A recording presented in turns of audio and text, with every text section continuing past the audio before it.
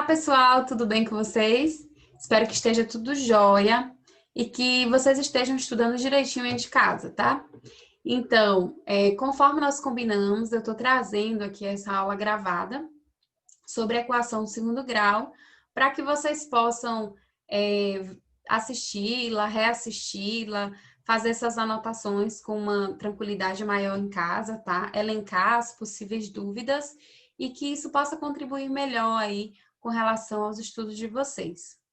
Então, quando a gente fala de equação do segundo grau, ela recebe esse nome pelo fato de possuir em sua composição, né, um polinômio de grau maior 2. Então, observe aí que na composição eu já vou até grifar aqui, como é que uma equação do segundo grau ela se apresenta. E o polinômio de maior grau, se você parar para observar, essa característica é o grau 2, tá? Então, aqui nós temos grau 2.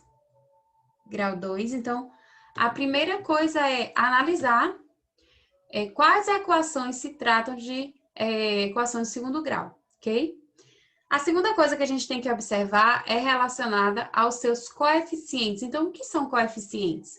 São esses valores que acompanham aí as incógnitas, tá, da minha equação. Ou seja, por exemplo, nessa equação aqui que eu tenho x ao quadrado mais 4x mais 3, e a gente já vai falar a característica de cada um desses coeficientes, o coeficiente A é sempre o valor que acompanha x ao quadrado. Então, desse modo, nessa equação exemplo aí, nós temos como coeficiente A o número 1, tá? Que como se eu tenho 1x ao quadrado, significa que o coeficiente que acompanha x ao quadrado é o 1.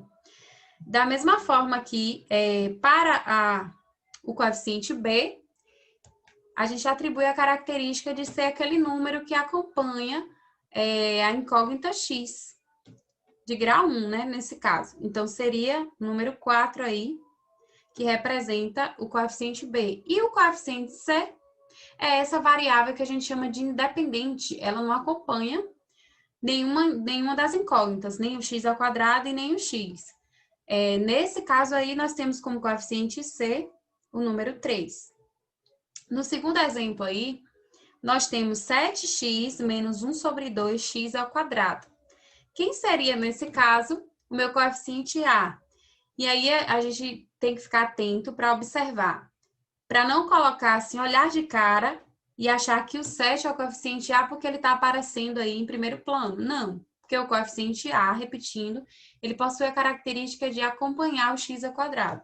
Logo, nesse caso aí, nós teríamos como coeficiente A, ó, o menos 1 sobre 2, que acompanha x ao quadrado. O coeficiente B, nesse caso, seria o 7. E o coeficiente C? O coeficiente C, ele não apareceu. Nesse caso, eu tenho como valor para o coeficiente C, 0. Ok? Outra coisa que a gente tem que observar, né, além dos coeficientes, como é que eu vou identificar se um valor ele é raiz ou não de uma equação, tá? Então, desde quando a gente estuda a equação do primeiro grau, lá no oitavo ano, né, a partir do sétimo ano que vocês começaram a ser introduzidos à equação do segundo grau, apresentados a ela, a gente já começou a falar sobre raiz de equação do primeiro grau, que é aquele valor que torna essa equação verdadeira, tá? Que se eu substituir, eu vou encontrar uma sentença verdadeira aí nessa equação. Da mesma forma, esse conceito vale para a equação do segundo grau, tá? Então, se eu observo o exemplo aí, eu tenho a equação x ao quadrado menos 8x, tá? Mais 15 igual a 0. E eu preciso verificar se o menos 3 e o 3 são raízes dessa equação. Então, o que eu vou fazer?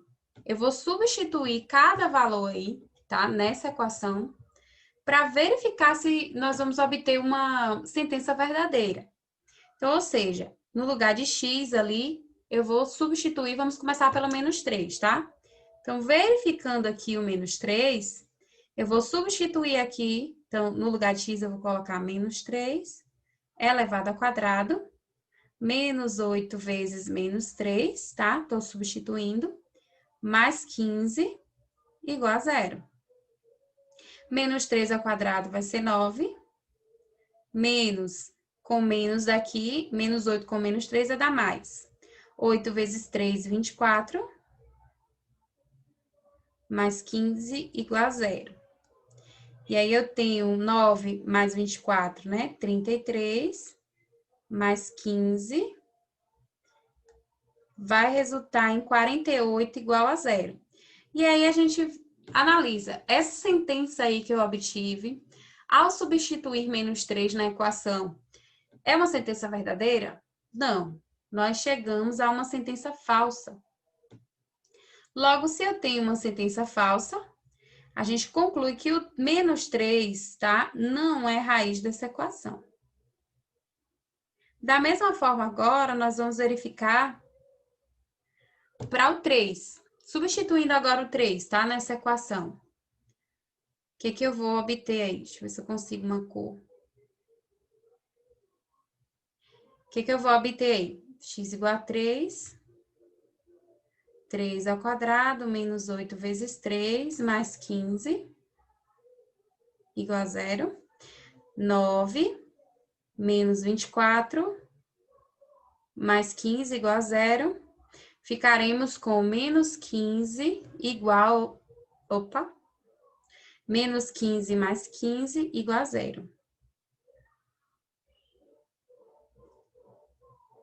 E aí, a gente chega à conclusão de que essa sentença é verdadeira. Zero, de fato, é igual a zero, portanto, se ela é verdadeira, eu posso afirmar que o 3 é raiz dessa equação, tá? E aí, eu trago aqui uma observação para a equação de segundo grau. Lá, quando a gente estudou o primeiro grau, sempre, ao analisar a raiz de uma equação, a gente sempre encontra apenas uma raiz, tá? Mas na equação de segundo grau, é possível encontrar duas raízes. Então, é uma característica da equação de segundo grau. Mas, embora, tá? Eu consiga encontrar no máximo duas raízes, a gente viu que eu posso encontrar apenas uma raiz para essa equação e analisar essa raiz como sendo múltipla para as duas, tá? Então, tanto x1 como x2 possuirão o mesmo valor. Ou eu ainda posso ter a opção de uma equação de segundo grau não possuir raízes, tá? E a gente vai ver aí ao longo das observações que eu vou fazendo onde é que se aplica esses conceitos. Mas, assim, para encontrar raiz, né, as duas possíveis raízes dessa equação, a gente aprendeu aí, ao longo dessas aulas, a utilizar a fórmula de Bhaskara. Aqui nessa aula eu não vou detalhar o que a gente fez em aula, né, como é o processo para a gente encontrar essa fórmula, que se trata mais de uma aula de revisão, a gente vai aprender, relembrar mais como é que aplica essa fórmula. Então, por isso que é importante a gente saber todos os coeficientes, né? Quem são os coeficientes A, B e C, identificar isso direitinho, com clareza na minha equação, para que eu possa aplicar, tá? Com mais segurança, essa fórmula aqui, ok? Então, seguindo aqui, um exemplo, para a gente encontrar as equações as raízes de uma equação, tá? Como é que eu vou proceder? Então, eu tenho aqui o exemplo da equação 2x² menos 11 mais 5, e eu vou reescrever a fórmula aqui do lado. Então, a fórmula se trata de x igual a menos b, mais ou menos a raiz de delta, sobre 2a. E aí, lembra que delta é b ao quadrado menos 4ac. Aí, a gente começa primeiro a calcular o discriminante, que é o delta, né?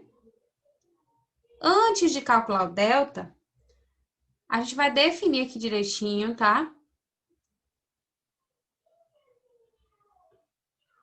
Quais são os coeficientes dessa... Deixa eu apagar aqui. Quais são os coeficientes dessa equação aí primeiro? Então, quem é o coeficiente A? Não ficou bom, deixa eu botar outra cor. Quem é o coeficiente A? que é o coeficiente B, e quem é o coeficiente C. Então, aqui a gente pode observar que A é o 2, né, que acompanha x ao quadrado, B se trata do menos 11, e C se trata do número 5. Daí, com os coeficientes determinados, a gente já pode aplicar a fórmula aí de Bhaskara, ok? Começando por delta. Então, se eu tenho o delta como b ao quadrado menos 4ac, eu vou pegar o b, né, que é o coeficiente da minha equação, eu vou substituir aqui já. Menos 11 ao quadrado, menos 4, ó, da fórmula, vezes a, que no nosso caso aí dessa equação é 2, vezes c, que é 5. Realizando essas contas, menos 11 ao quadrado, nós teremos o quê? 121, menos 4 vezes 2, 8. 8 vezes 5, 40, né? Então, delta vai valer aqui 81. E daí, a gente já pode tirar algumas conclusões, tá? Toda vez que o delta, ele der um valor positivo, eu posso concluir daí algo relacionado às minhas raízes, tá? Quando o delta dá positivo, eu posso concluir que vão resultar duas raízes aí reais e iguais, tá? Eu vou encontrar, ou desculpa, duas raízes reais e diferentes.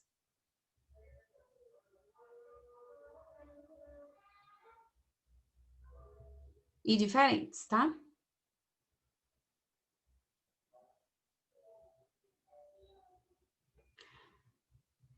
Então, seguindo aí agora a fórmula, que a gente só calculou o valor de delta, vamos para a segunda parte da fórmula aí, que seria x igual a menos b, ó. Observa aqui em cima. Menos b, então esse menos ali que eu já tenho da fórmula, com menos desse b aqui, eu vou até colocar aqui organizadinho para a gente fazer jogo de sinal depois. Mais ou menos a raiz quadrada de delta, como delta é 81, sobre 2 vezes o valor de a, ou seja, no nosso caso, a é 2. Então, continuando aqui a resolução, eu tenho menos com menos aqui do 11, vai ficar mais 11, mais ou menos a raiz quadrada de 81, que é 9, sobre 2 vezes 2, que é 4. E aí, por fim, eu vou separar aqui a minha equação em duas partes. Por que eu vou separar em duas partes?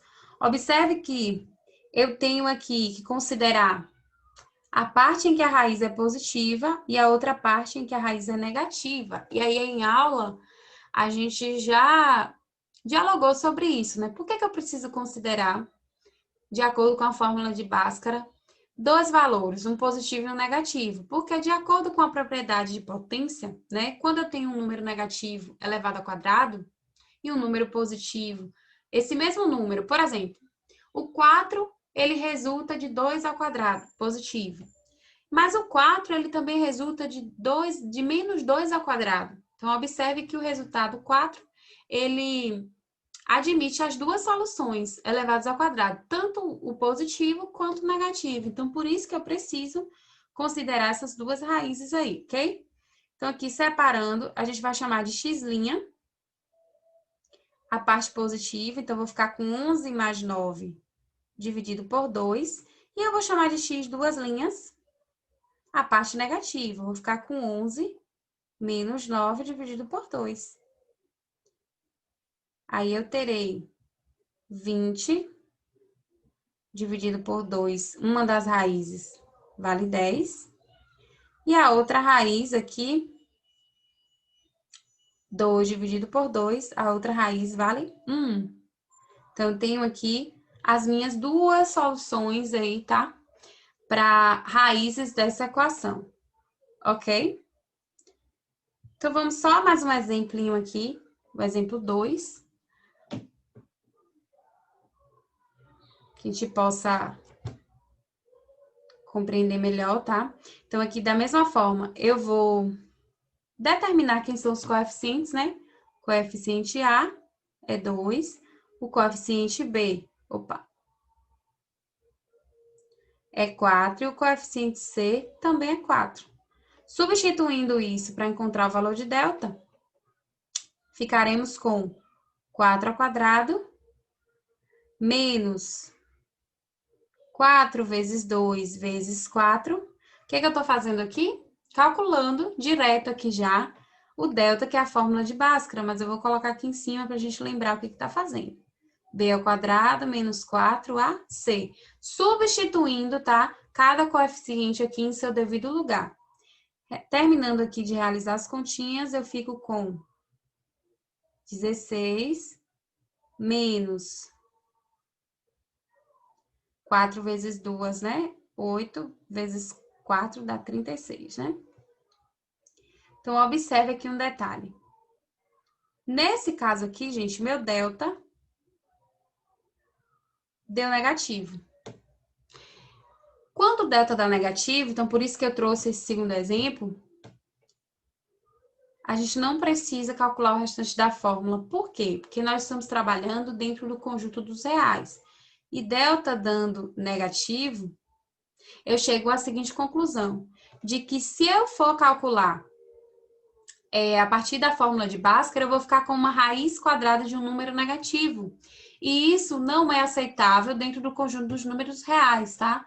Isso aí já trataria-se de um conjunto dos números complexos. Então, a gente não precisa continuar a conta. O que é que eu vou colocar a observação que a gente precisa colocar aí, tá? Que, nesse caso aí, como o delta deu negativo, deu menor que zero, a minha equação não possui raízes reais, tá?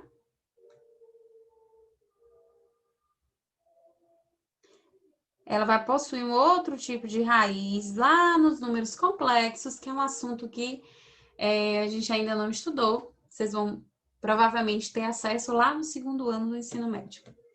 Então, vamos lá seguir. Pronto.